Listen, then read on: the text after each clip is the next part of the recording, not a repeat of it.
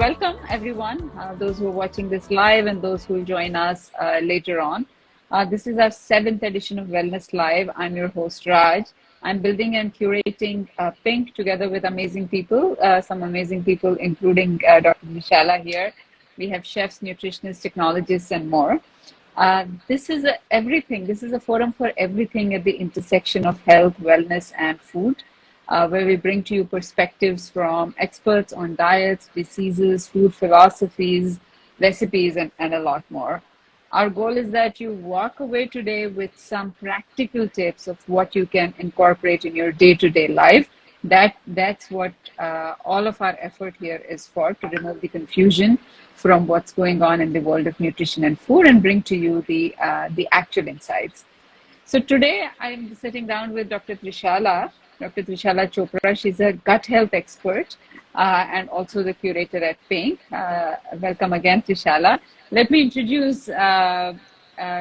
Trishala to all of you. She's a high energy doctor. She's a functional medicine practitioner, postgraduate in nutraceuticals, and has spent time in quality analysis of different food products in labs. She does this at Pynk as well. She has a diploma in nutrition sciences. She has also won several awards. She's very well recognized, and most recently she was recognized with the Outstanding Leadership Award at Health 2.0 in Dubai 2023. Dr. Trishala, congratulations. That's an amazing achievement. Thank you, Raj. Thank you so much. So I guess I want to dive right in with you. We have a upcoming festive season. So I really want to understand from you what is explore a little more in depth with the topic of artificial sweeteners and its impact on gut health. Firstly, recent memories on aspartame that came under scanner as causing cancer. Then we saw some reports that it's been withdrawn. Can you talk a little bit about what the controversy was all about? Yeah, I'm glad we're doing this topic because this is one very common discussion that I am doing with almost every patient of mine. As soon as August kicks in, the festive season starts and we're all looking out for how do we make it more healthy. And I'm so glad that people are actually thinking about it. So they're looking for alternatives, which I think was not the case even about 10 years back. They were pretty much okay with what they were doing. But now, because people are getting more conscious, they are looking out for different options. And that's when these studies are also catching up now because people are showing the interest. So aspartame was the recent one. So just for the layman population to understand, aspartame is an artificial sweetener. So artificial means anything that is made in the laboratory, undergoes a chemical process, and then its formed is termed as artificial sweetener. So aspartame is one of the most common sweeteners we actually come across in our regular food items. So even your chewing gums, the sugar-free chewing gums, your Diet Coke, or even different kind of aerated beverages will also contain aspartame. So when you read the label behind, you actually know which sweetener is going in. And because this is consumed literally like water in the West, there are a lot of researches which are being funded now to know what is exactly going on. And that's where aspartame also came under scrutiny. It is a low-calorie product. So anything which is low-calorie is gaining population. In fact, this was also in the past, and that's why aspartame sucralose is one of the first sweeteners that actually came up in the market. But there are claims that it is affecting the health. And the study which came out, it was not very conclusive, and that's the reason it was taken off, because the debate was regarding how much. So aspartame does this, but what quantity of aspartame that you contain might cause cancer, might cause health issues. That's the reason FDA or EFSA digged in, figured out what is it, and they realized that moderate quantities is not really playing a role in the whole cancer game. So is it just about cancer? Was the question when all the experts were actually reviewing the research papers, that is it only about cancer? What about something that we go on day-to-day basis? So that's the reason why, and again, it is undergoing more research. There are more trials being conducted. It's being funded by various universities. So we might have new data coming up on a regular health on these sweeteners. But so far, it says that moderate consumption of aspartame is also considered to be safer, but it comes with the conditions apply that please check with your healthcare providers what works with you. So Yeah, it's for like sure. ball is in your court. For sure. This is, if it was not confusing enough, checking with your healthcare provider is just throwing the ball in the already confused patient's court. Absolutely. But there is a reason that patients actually consume this aspartame or artificial sweeteners or Yeah. alternative sweeteners, let's say, right? And that is because, either they're on a weight loss journey, or they have some condition based because of which they're not able to consume regular sugar, right? So there's usually that is the reason. So, what are we turning to? How does it, like, what are the alternatives? Yes, so the need for sweet. So this is a feel good factor. So, I don't think anybody, I'm one of them who is not a fan of sweet or sweeteners. I mean, you give me savory and I'm happy with it, but maybe I'm the Yeah. minority. There are 99% of the people who actually resort to sugar.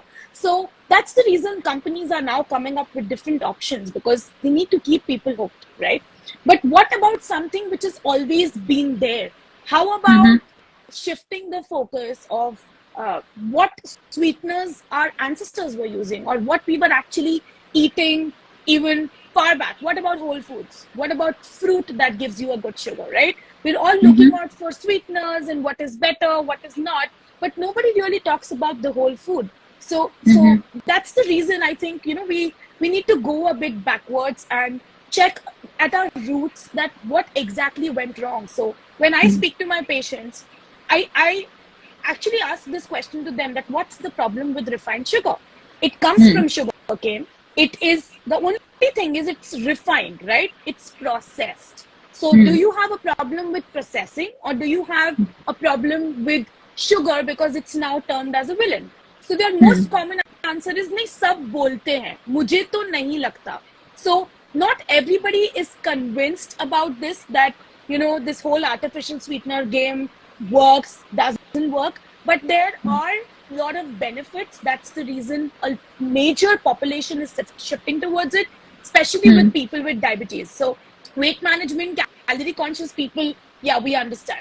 But for people with diabetes, their blood sugar level goes up when they consume something which is sweet. So that means you can put this into refined sugar, you can do honey, you can do jaggery, you can do dates. Pretty much everything that we call as natural sweeteners will affect their blood sugar levels at some point. So if a person who's having diabetes wants to eat sugar, artificial sweeteners comes into picture. So at least they can have their mithai without having a major drama regarding their blood sugars. But again, how much is the thing? Because artificial sweeteners, if you have consumed, Raj, or I guess even everybody who's here on the live or will be listening to this will relate, that those sweeteners are very, very sweet. So you might just require maybe half a teaspoon of sugar to get that sweetener.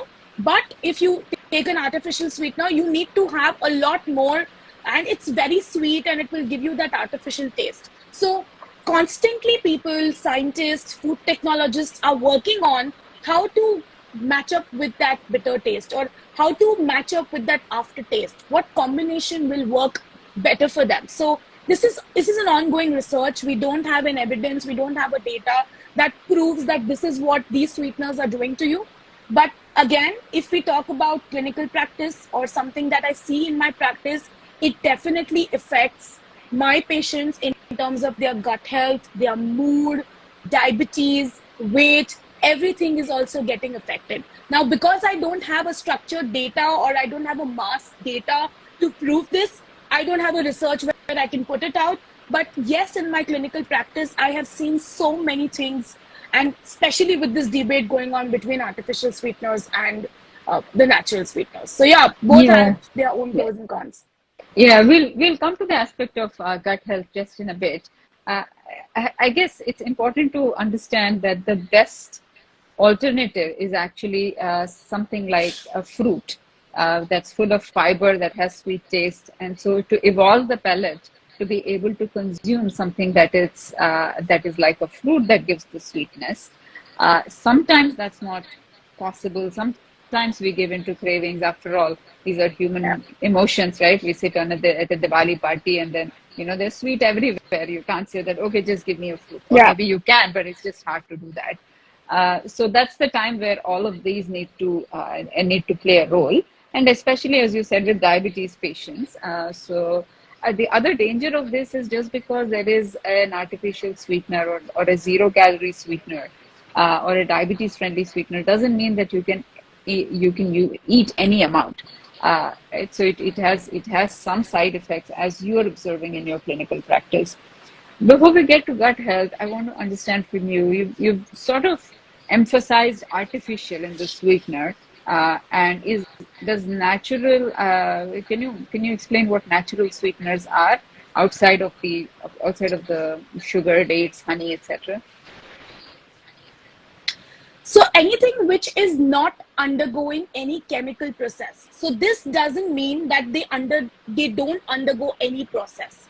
Natural sweetener always doesn't mean that, oh perfect, this is exactly coming in the form that we actually want. So jaggery comes from sugarcane. Are you eating the whole sugarcane? No. Even jaggery undergoes some amount of processing. Honey. Yeah, Honey is, we are not really going and eating right from the honeycomb. It undergoes filtration, it undergoes cleaning process. So everything is yeah. undergoing processing. Processing is different from natural versus artificial.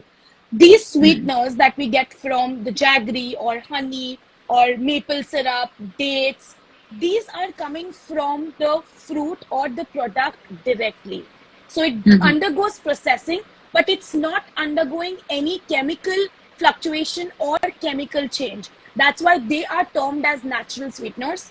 And one which is made in the laboratory are artificial sweeteners. Now, with that, a sweetener which is a lot under debate, whether this is a natural sweetener or it's an artificial sweetener, is stevia. It's coming up a lot, that, oh no, this is artificial, oh no, this is natural. So stevia is obtained from stevia leaves. So stevia leaves is a natural product, but to get the sugar out of it, to get the sweetness out of it, it undergoes processing. So that doesn't make stevia as artificial. It's very much a natural sweetener which undergoes its own processing, like a dates or date syrup or jaggery or anything like that. So it's not under the bucket of artificial sweetener unless it is combined with a different sweetener to achieve that particular taste. So if somebody has eaten even a bite of stevia leaves, they give a very bitter aftertaste. So when it's combined with a different sweetener like erythritol or anything which is made in the laboratory, it makes it palatable. So that's why most of the products you will see are combined with some sweetener with stevia, but that doesn't make stevia or artificial sweetener. On its own, it's pretty much coming from the natural environment, undergoing some kind of processing. yeah, good point, Trishala, Dr. Trishala. It's This fine. is so. I think like oil is processed. Like so, everything that we're consuming, a lot of things that we're consuming undergoes some level of processing. What you are specifically referring to with artificial sweeteners is the chemical alteration during that processing that happens to the ingredients. Right? So now let's come to gut health. How does this change? What is the effect of artificial sweeteners where the chemical structure is altered on gut health or other aspects of health? So it's an ongoing research. To be very honest, we don't have a latest update from the last September 2021. So we don't have anything and we don't know what's going on. Although there are a lot of research papers coming up, but they are either a case study or there are like 2 people, 3 people a part of that whole testing group. So we have a lot of information about it, but whether we have a research which claims that artificial sweeteners definitely affects the gut health is still something which is under process. So we don't exactly know, but if we study these different case studies which are published by different professionals all over the world, something which is very commonly coming up in each and every study is how artificial sweeteners, again, which are made in the laboratory, not the ones that are undergoing processing, have shown a difference in microbiome composition. So microbiome is the gut bacteria. These are all good guys who are taking care of your body, taking care of your immune system, your mood, everything pretty much these microbiome population is doing. So there are case studies which proves that people who consume more artificial sweeteners definitely have lesser good bacteria population and they have a higher bad bacteria population in their gut. So this is definitely very commonly coming up in each case study. And another thing which everybody also talks about is effects of artificial sweeteners on metabolism. So weight fluctuations, weight getting stuck, something which is getting affected in terms of your glucose. So glucose intolerance comes up very frequently. Yeah. So these are also, this is something which I see in my practice very commonly. I see this in my practice that somebody who's been on artificial sweeteners for a very long time, these people feel or face weight plateau. So they try everything. They try intermittent fasting, they're doing low carb, they're doing keto, but somehow they're addicting to their aerated beverages or they're constantly chewing the sugar-free chewing gum. We've noticed that their weight doesn't budge. So that's one thing that I have noticed. Second thing is glucose intolerance. So glucose intolerance means the way at which your body handles your blood glucose levels. So we see that, for example, before say 3 years back, when they were not addicted to their aerated beverages, when they were consuming that, their blood sugar levels responded in a very different way. And that we come to know with the CGM, the continuous glucose monitoring that we apply on our patients. That same food product responded in a completely different way about 2 years back versus the product a year back. Because what changed in the last 1 year is higher consumption of artificial sweeteners. So this is something, these two very common things even I have noticed in the whole metabolic panel. And inflammation. So inflammation is now like a very booming topic, and post-COVID we all are talking about that, what is an inflamed body. So to explain it in layman terms, just imagine that you have had some kind of reaction. After a reaction, or say if you have a mosquito bite, you see the entire area go very red, and after some time it settles on its own. So the whole redness that we see on our hand is inflammation. So imagine the same going on inside the body, around your heart, around your pancreas, around your gut lining. Everything gets affected, and imagine that chronically going on for a very, very long time. So this inflammation is also it's studied a lot, and it's coming up that people with artificial sweetener consumptions have a higher CRP. It's the inflammatory marker, which we can get tested in the laboratory and know what's going on within us. So these numbers have been chronically higher in people who consume a lot of artificial sweetener. So even though we don't have any research papers that claims that this is how the artificial sweeteners are reacting, we do have a lot of case studies which are pointing towards that. So. Yeah, so there are so many rabbit holes we could go on at this point. I am very curious. I mean, RCTs, randomized controlled trials, take a while to firstly to be funded and then executed. Yeah. So things, and not everything is as sort of attractive as a study, right? So there is a bias in what gets picked up. But most interesting thing is on clinical practice and your observations there. So, and there, you were just sharing the various observations you have. I guess I'm interested in learning about this area of microbiome that you mentioned and its Yeah, effect that artificial sweeteners have had. yeah, So, firstly, these are zero-calorie sweeteners, and they somehow escape the digestive tract and land up straight in the gut, right? So, at that point, how do you how how are you able to, like, if I were to today test my gut microbiome and see whether it's healthy or not, whether it's diverse or not, yeah, what do I need to do, and how can I how would I know whether whatever foods I'm eating is affecting that or not? yeah. So let's take a step back, talk about what a so much information out there. There are so many people talking about different terms that people have actually started normalizing their symptoms. So Hmm. let's step back and talk that how a healthy gut will look like. So the number one thing is digestive regularity. So how natural and how regular your bowel movements are, how regularly you are visiting the washroom. Now, specifying it over here that it's not necessary for everybody to go to the washroom, clear their stools every single day. We have a different composition. We might react in a very different way. Some people are okay going maybe twice a week. Some people need to go every single day, once a day, twice a day. So nothing wrong or right. You'll have to check with your healthcare provider what works. But it's okay to not go to the loo every single day.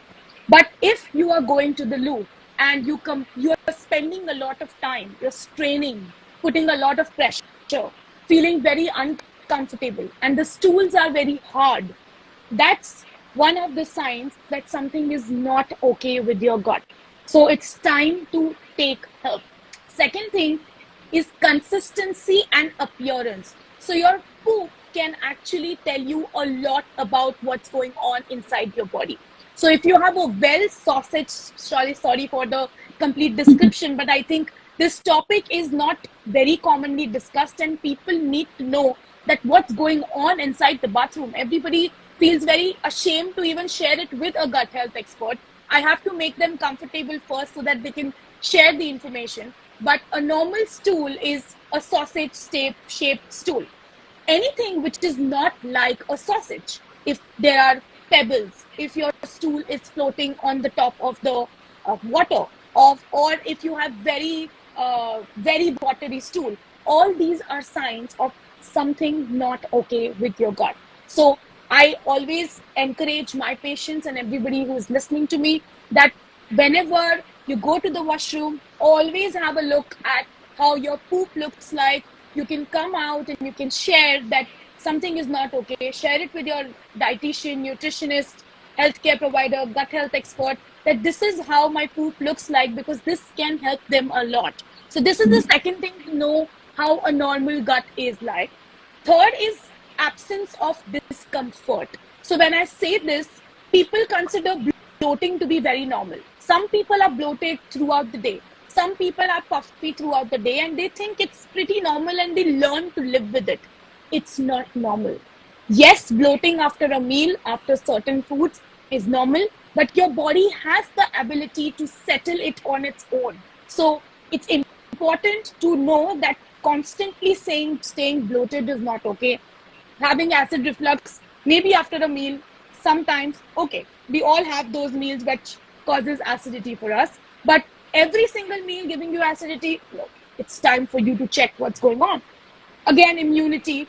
If you're constantly falling ill, if you have to take antibiotics or medications to cure your flu or anything every single time, then something is not okay. Then again, your energy levels, your skin health, you're feeling tired all the time, fatigued all the time.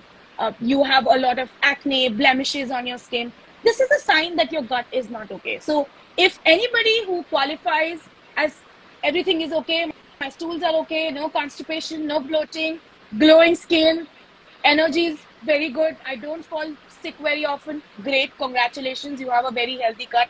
But if anybody is going through even one of the symptoms that I mentioned, it's time for you to check what's going on with your gut health. And coming back to the topic of artificial sweeteners and its impact on gut, I have seen a lot of people complaining of bloating, excessive water retention, and very mal-absorption of nutrition. So when I get their blood work done, despite taking a vitamin B12 supplement or taking an iron supplement, somehow their levels do not improve. And all of these I see very commonly with people who consume a lot of artificial sweeteners. Right. I think we will maybe as a follow-up post a chart of the stool type for a healthy gut and how to know whether there is a problem or not. So that we will post later. And coming back to your point on the gut health and artificial sweetness, is there? I just want to discuss practical tips now for the minutes that we have left. Yeah. Are there practical tips? I mean, is it? Have you seen, observed cases where people are consuming artificial sweeteners and no problem? Yeah, it works for them. Is that possible? I mean, Oh, is absolutely. it? Absolutely. So let me give you my example. I, touch wood, have a pretty healthy gut. I always had a very bad gut, and people who know me know that I've always struggled with terrible skin all my teenage and all my life. And my consumption of these sweeteners was very, very high. So I was somebody who was topping the chart of consuming sucralose in every single thing, because I've been a chubby baby all my life. So I have been given this gyan of, low calorie or tujhe kam khana chahiye, sugar nahi khana chahiye, ever since I can think about it. Okay. So maybe when I was 10 years old, I got to know about trying sucralose in my diet. And I have been consuming these sweeteners. My skin was extremely terrible. I started working on myself. I always had pussy acne, and even till the last 4 or 5 years, I used to sit for consultation, and if I used to do my hand like this, my skin used to bleed. It was that pussy. It was that bad. And I have my post of my skin on my whole clinic page. But yeah, so I worked on myself completely. Worked on my metabolism, worked on my lifestyle, changed every single thing. And now, even if I consume artificial sweeteners for 1 week straight, touch wood, I have no issues. I don't get any breakouts. I don't have any reflux. I'm not bloated. And sometimes I do this. Sometimes I resort to sweeteners because I feel my calorie quota or my nutrient quota for the day has gone overboard. So if I have to consume something, let me just pick up. I normally resort to stevia because that's something which I feel is the most low calorie and non-processed, at least processed sweetener. But I do that. And sometimes we don't know what the low calorie or low sugar cakes are actually consuming. We do ask the bakers, we do ask the chefs. Not everybody is well aware about it. So sometimes they add sucralose, sometimes they add acesulfame. So I do consume those cakes. But because I've worked on my metabolism in a whole view, 1 week or 2 weeks of consuming these sweeteners are not affecting me. But am I made of stainless steel? No. If I go back to the same lifestyle that gave me this and then consume the whole list of artificial sweeteners, I might be back to square one. So my gut bacteria knows how to manage, how to adjust after consuming these food products. And my go-to is kombucha. So now in my house, earlier, anybody who used to get acidity, their first instinct was to get an acidity pill. Now, the first instinct is to get a probiotic supplement and sip on kombucha. So my house, my refrigerator is always full of kombucha. I have literally tried every single kombucha available in India. Even when I went for a holiday, I was looking for kombucha. So this is my go-to, and my body feels better instantly. I know that my body wanted this, and this is because I listen to my body a lot. So these are a few practical tips that people can actually work on. Is one, identify your triggers. You need to know what is triggering you. If I consume a very high carb meal, not necessarily sweeteners, but anything which is high carb, I have a breakout next day. I am aware about it, that this food is going to give me acne. Am I okay consuming it? Not okay consuming it? It's my choice. But identify your triggers. If bloating, acidity is bothering you, start eliminating few food products you might think will affect your health. And I think, Raj, we can do a post on this where look out for very common triggers. This will help people know that, these could be the triggers, and they can try eliminating it on their own and seeing how their body is feeling. You don't necessarily need a doctor to tell you this. You can always not eat that particular food for about few hours and see if you're actually feeling better or no. That's the second thing. Third is diverse your microbiome. So add colorful vegetables, whole fruits, whole foods, add complex fibers, add colors, add probiotics. So probiotics in the form of food, not necessary probiotic supplements. Get kefir, get sauerkraut, get kimchi, kombucha, add this to your diet and see where you can fit it. There is no side effect of eating a whole food. If you're doing anything in moderation, it's not going to cause you harm. So that is something that you can try on your own.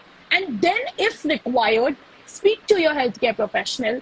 Understand how taking a probiotic supplement for a short while will make you feel better, and then you go ahead with it. So once you know what's working for you, what's not working for you, you have more information to go to the provider, tell them that this is what it is, because if you give us that information, it helps us know what is the next step that we can take about you. So these are simple tips that I think everybody should do. It's not necessary that you need to have a gut condition. Touch wood, thank God you don't have any conditions, but you can keep your gut diverse with all these small tips and tricks. Quite a transformation story you have, huh? From affecting your skin that badly to now having a clear skin just through diet change. I mean, it's amazing how much a healthy lifestyle and healthy diet can do. So thank you for sharing that, your vulnerability, and sharing that story, Dr. Trishala. I want to touch upon also on the topic of practical tips, and perhaps the last one. We have, you mentioned stevia, and there is a class of sweeteners like this that are not considered natural, right? Meaning that their structure is not changed during processing. Erythritol, monk fruit, stevia, and I was. I'll tell you a little story. I was aware of this danger of sucralose and aspartame, and I assumed that these other sweeteners like stevia, erythritol, these class of sweeteners are all very safe. And in that assumption, I didn't pay careful attention to all these are called polyols, right? Polyalcohols.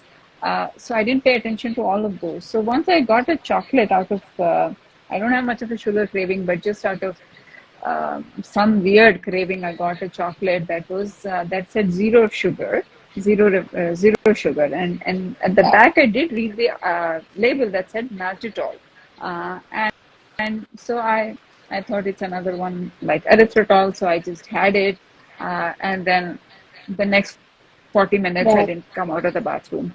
So it created havoc for me. So and then later I realized that this is not at all a safe alternative. I mean, through just my direct experience. So what advice would you give in terms of choosing artificial sweetener, meaning alternative sweeteners, not artificial, alternative sweeteners, if one has to go that route?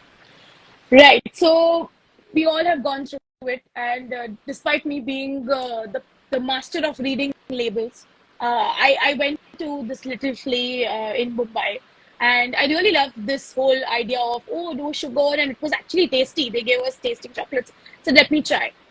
I ate the whole bar because they were so tasty. So the composition that they actually made with stevia and the polyol was amazing. It was just tasting like any normal chocolate. I consumed two, and then I was in the bathroom, like you said, for about 40 minutes. And that made me realize that it's important to make the food palatable, but again, how much a person can eat at one go to avoid the side effects. Very common side effects of polyol is bloating, gas, and diarrhea, and this can last anywhere between 40 minutes to 3 days, depending upon how your gastrointestinal tract is taking it. So it's important to highlight the safety and educate people that not all sweeteners are equal. Not everything that's aspartame free or sucralose free might be a healthy option for you. So a bit more research, I think lives like this, more content out there to educate people what works for them, what doesn't work for them. Polyol does have laxative effects. So if you are already taking a laxative for XYZ condition, but if you're consuming something that contains polyol, you might undergo a severe episode of diarrhea. So be extremely careful, read the labels, please ask 10 questions what's going on inside a particular food product, because food industry wants to make things palatable. They want to sell the products, not necessarily that they're selling the health. So it's our responsibility to refine and see what's going on, and I'm glad Pynk is there for that. To know that what's going inside somebody's body. So if we have to look for alternatives and natural sweeteners, again, which does not undergo any chemical processing, honey, maple syrup, date paste, coconut sugar, raw cane sugar, something that you can consume. But now the whole idea is that these natural sweeteners can also raise your blood sugars. So what to do for people who are looking for zero to no insulin response? Stevia is a very good option. There are many brands now. So again, please read what is going inside. Like I mentioned earlier in the session, that stevia is normally combined with a different sweetener to get that particular aftertaste. So please read the label when you're picking up stevia. Monk fruit is another one which you can go for. And it's not very easily available in India. Plus, it's too expensive. So that's why we don't see many people using monk fruit. But we do have some good brands now available. And I think few of them are also on Pynk, where you get monk fruit and it's actually delicious. So these two are safe sweeteners that will not affect your blood sugar levels. The idea about affecting insulin is still not very clear, but definitely we have not seen a blood sugar spike after stevia and blood sugar for somebody who's looking for other options. Otherwise, please keep it natural. It's about moderation. It's about quantity. So if you're eating one piece of a mithai that contains raw cane sugar, it's fine. It's okay. It's about moderation. So three things. Yeah, three things you're saying actually. The first is that, evolve the palate, your sweet cravings, satisfy them through fruit and other naturally occurring So I want to like add one thing here is, before you satisfy your sweet craving, please ask yourself, why are you getting a sweet craving? Where is the root? Why are you getting it? And once you have the answer, could be emotional trigger, it could be something that you want, it's something that you can thinking about, but awareness is very important. And then the next step is what you mentioned, Raj. Yeah, sure. For everything in life, self-awareness is the key. Sure. So the three things after that stage, after you've understood what your sort of relationship with food is, why you're craving things like that, the first is evolve the palate to satisfy through naturally occurring whole foods like fruits. If that isn't satisfying and there are reasons you want to go outside of that, second is to use sweeteners that are actually safer for you. And your recommendation is stevia and monk fruit, right? Not erythritol, I noticed. I wonder why. But stevia and monk. If we are okay with monk fruit and stevia, if somebody is able to get that in their diet, why even go through the... So erythritol is it's again a sweetener which undergoes chemical processing, but it's least, and the safety data for erythritol is the highest among the one that undergoes chemical processing. So yes, the certain food products will require a combination of stevia and erythritol again to balance the taste. But if somebody is looking for completely being free of artificial sweeteners or not taking anything that's chemically processed, so then stevia and monk fruit works the best. Yeah, absolutely. And my own caveat on that is that whatever these products are still 15, 20 years in the market, right? So we do need more research to really understand the long-term effects. Absolutely. But but the second point you're making is just look at stevia and monk fruit if you do have to go for those cakes and cookies, etc. Right? And you can't consume the natural sugars. And the Yeah. third one, regardless of what you do, is to just because it's stevia based and the zero calorie doesn't mean you can eat any amount. Moderation is still the key. Have half of that cookie and then ask if you want the other half, and then when you have the whole cookie, ask yourself, is it really hunger that you're going for the next cookie, or what are you satisfying with the second one? So those are the I think those are the key takeaways and practical tips. Thank you, Dr. Trishala, for all of your insights here. I have like a fun little segment for you. Oh yeah, that's very famous, and I was waiting for that.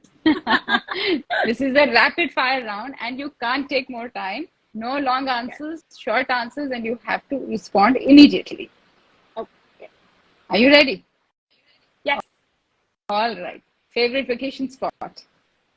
I think I can say Singapore. Singapore. Okay. I know you were there recently, so I guess it impressed you. Mountains or sea? जहाँ जाना मिल जाए वहाँ. Meaning? I didn't get it. जहाँ हम जा सके वहाँ. Both. Acha, okay. Yeah. Well, being in Mumbai, I guess sea is like always available. Let's go to the mountains. Right? I'm born in Shimla, so yeah, I'm closer to the mountains. But दोनों में से जहाँ भी जाने मिले चलो. Just get out. Yeah. Favorite book? Oh, I'm loving The Silent Patient these days by Alex. It's really interesting. Oh, I haven't read that. I should look it up. It's very interesting. Okay, good. Silent Patient. I've made a note. Mathematics or chemistry? Chemistry. Chemistry? That's of course not surprising. Favorite food? माँ के हाथ का खाना. माँ के हाथ का खाना. Wow, so filmy. Money or fame? Fame that gives you money. It's like, discover the power of and. That's how you're answering this. Reading or listening? Always reading. Always reading. Okay, interesting. Okay, so now your role model. Do you have one? My mom. And why are they? Your mom. Why?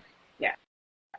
Learning how to navigate your life despite the compromise, despite the adjustments, ups and downs. If you can shine like her, I want to be her.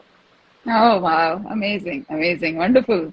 I wish you all the best. I hope you get there, and I've met your mother, so I know what she's like, and I can see how you are following her footsteps. So wonderful to hear that.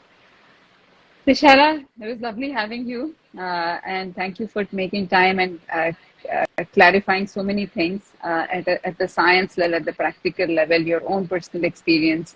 It's been wonderful having this conversation, and we'll follow it up with those posts that you talked about and other informative pieces on this channel. With that, I want to close this, but you have the last word, so go for it. Thank you for having me here, Raj, and it's been amazing to help the platform like Pynk and be there and increase awareness. I love Pynk because I don't have to think when I get on the platform for my personal health, for my patient's health. I think, a platform like this is the need of an hour. So I'm so thankful, Raj, that you've come up with this. Thanks to you. It's amazing. Thank you. Thank you, Trishala. Take care. Have a good evening. Take care. Bye, everyone. See you next week.